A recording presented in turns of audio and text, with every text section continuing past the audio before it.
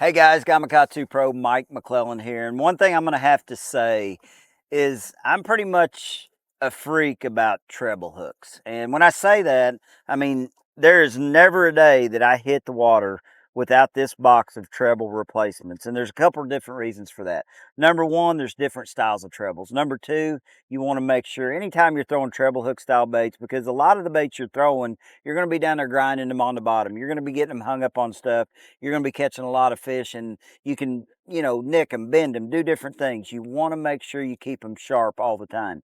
But one of the questions that I get asked a lot of times is, when do you use different styles? And you can see right here, I have got two different trebles here. They're the same size treble, but one is a short shank here on my left side, and then a standard round bend treble hook. And the only difference in the two hooks is the length of the shaft that connects to the bait.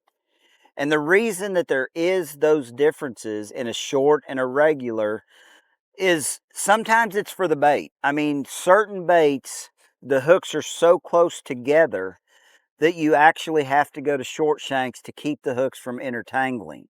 The other difference about a short shank and a longer shank is going to be the minute amount of weight. And you're like, well, how can that little bitty bit make a difference? Sometimes when you're fine tuning baits, it can make a difference.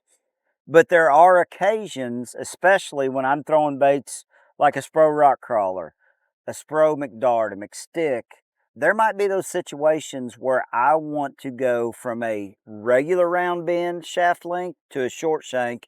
And the things that I look at when I'm considering that, if I'm really, really grinding the bait on the bottom and I feel like I'm getting hung up a little bit more than I should, a lot of times if you'll just go to that short shank treble on that same bait in the same size, you can actually keep that bait from hanging up as often.